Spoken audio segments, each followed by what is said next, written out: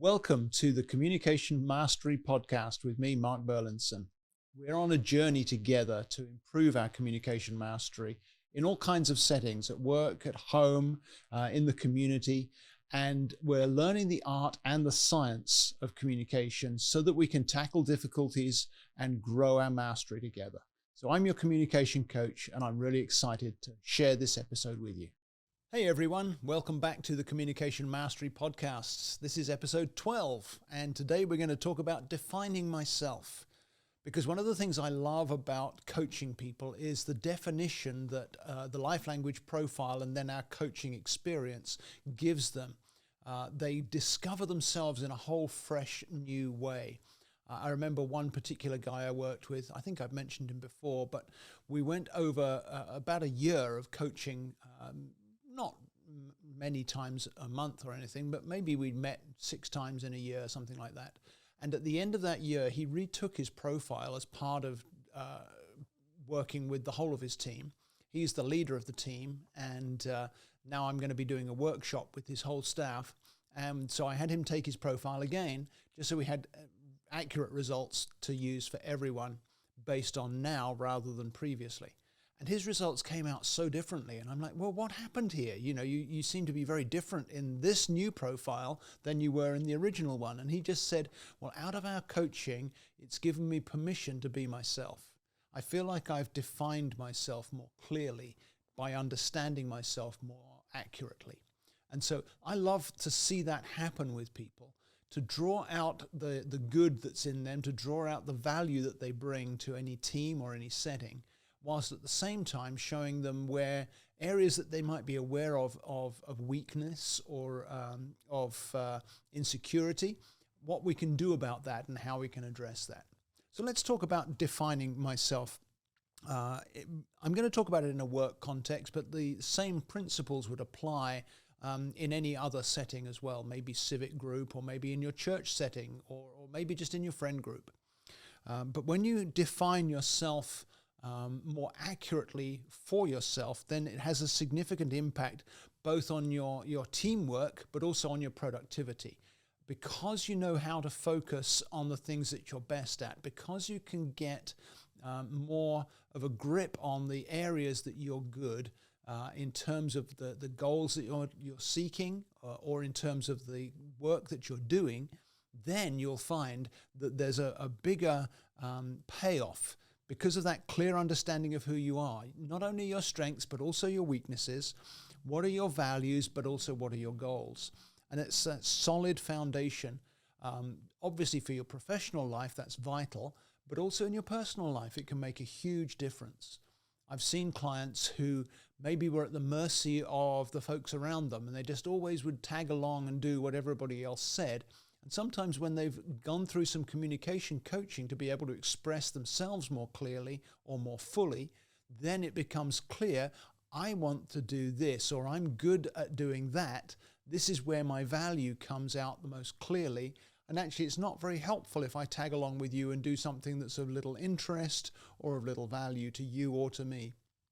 And so I've seen this. I guess that's the area of productivity if we think about it in work settings. If I have self-awareness, then my productivity will increase in the office or in the work team, because when I know my strengths, it allows me to leverage them effectively. And so I can give myself to tasks that align with my skills, and also recognize where a task doesn't align with my skills and either grow that skill so that I'd be better at it, or maybe look for somebody else who has a better skill in that area than I do so that we can work together as a team. So self-awareness really does make a big difference. And I've alluded to this in what I just said, but the alignment with goals is also very helpful.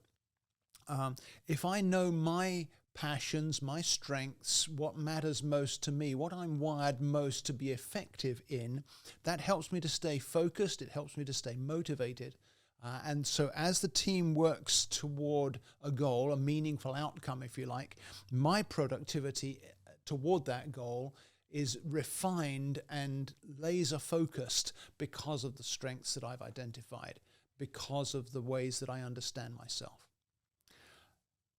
Productivity also rests a little bit on time management, doesn't it? I know most of us waste loads of time at different points, either wondering what to do or distracting ourselves from something we don't want to do. And social media has really helped us to grow in procrastination and time wasting and losing focus. Sorry, that sounds like I'm down on social media, doesn't it? But it's just a facet of today's society that there are so many distractions in our lives that we can so easily get pulled away from what we really want to focus on. But if I understand my priorities and I also understand the way I prefer to work, and all of that can come out of my communication styles, then that enables me to manage my time much more effectively, to optimize my workflow, to make sure that I'm giving time to the things that are going to be most productive. That whole Pareto principle, where I spend my time on the things that are going to bring the most benefit, and then divide that time into sections so that I'm not wasting time by giving too much to any one thing. That principle really makes a difference in terms of productivity, especially in the workplace. But there's also a factor in terms of defining myself where teamwork can really benefit. And when I'm talking about teamwork, I'm talking about the way I fit in with my friend group, or the way that I operate within my family, or in the way that I'm valuable in social settings or civic settings, not just the workplace. When there's a shared language around teamwork, then that really helps me to relate to one another, helps me to relate to the others in the team, whatever that team may be. And so that whole principle of understanding yourself through the Life Languages profile helps you to be able to communicate not just your expectations, but also your preferences and any concerns that you may have with the team's direction or the goals or the methods that we're using. Each language has something valuable to offer in a teamwork setting. We've talked about that in previous episodes, but here in this case of defining myself, if I'm clear on what I have to offer, then I'm going to stand a much greater chance of being able to fulfill a specific and valuable role in any team or group setting. That shared terminology, when we can use the Life Languages body of knowledge, if you like, to be able to help one another and to connect with one another, it fosters much more honest understanding, it fosters transparent communication, and it certainly increases collaboration, because now we've got shared language that bridges the gaps between us and enables us to work as a cohesive team. Along with that, we can value each other's strengths. That's one of the things we touched on in the last episode about adapting to other people. Valuing someone's strengths really helps you to adapt to their preferred styles. But teams are really best when they're composed of individuals with diverse skills. I forget which episode it was, but we had one episode where I said something like, if your team are all the same, you don't have a team. It's a weak team, because you need diversity on a team in order to benefit from each person's perspective. And that strength that comes through difference really brings life to the team. So knowing your strengths, defining yourself as what do I offer and what do I bring and how am I wired and what do I need from others, all of that helps me to contribute more effectively. And it also appreciates the contributions of others, because now I see that you may be doing something that I couldn't do, or you're doing something better than I could do it. Or I can see that I can do something that helps you to counteract an area of deficiency or a weakness in your skill set, and I have something to offer. Both ways we benefit from recognizing each other's strengths and making room for them. So that area of teamwork, valuing each other's strengths, really grows that sense of collaboration. And it has to begin with defining myself. If I don't know what I have to offer, there's no way I can connect with you and cooperate with you for the team's goals. Any good team will also have conflict. And in the whole area of teamwork, this is an area that I really love to dig into with teams, to resolve conflicts or to diminish conflicts, and understanding what it is that sets those conflicts off. What's the spark that starts the fire? So that any fire doesn't destroy the work we're doing together, but it simply brings life to it. You know, a fire can either be a very beneficial thing. If it's in the fireplace in your living room, it's a great thing. Or if it's in a fire pit at the campground, it's a great thing. We gather round and the fire gives life to our gathering. But on the other hand, if the fire gets out of hand, then it can become more like a wildfire, and it's something to be feared or something to be tackled as a threat to the team.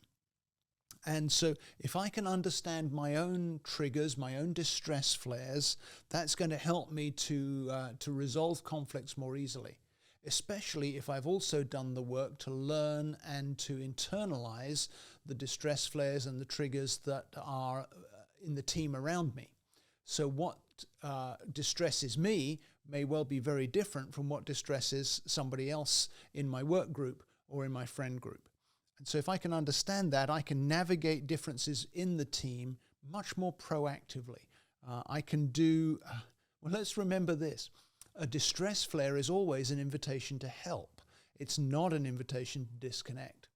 And so when I recognize, hey, this is a distress flare, and know where it's coming from, know what it is that's triggering it, now I can exercise my own knowledge, my own understanding of communication styles in order to defuse that difference and make it into a strength, to take the distress and turn it around so that nobody else loses out.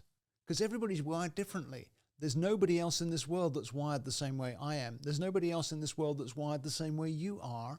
But if we can grow our self-awareness, if we can grow in defining ourselves, including the distress flares, including the triggers, we can leverage the lessons we learned in the last episode 11, about adapting to others. We can leverage those lessons in order to decrease the impact of conflict. We don't want to remove conflict because the conflict brings things to the surface that we need to see.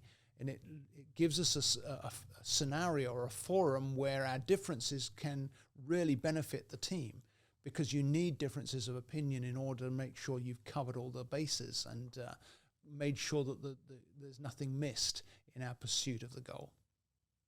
So that's productivity and teamwork.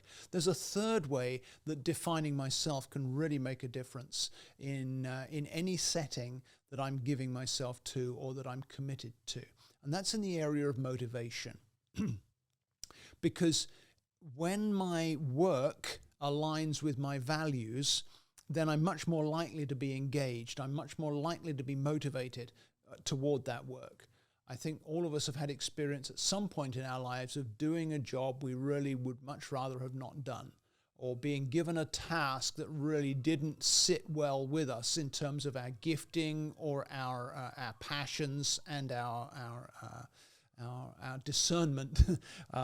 So it can really significantly impact your productivity, your overall job satisfaction. That was a Freudian slip. Your job dissatisfaction can really be increased if your work doesn't align with your motivations.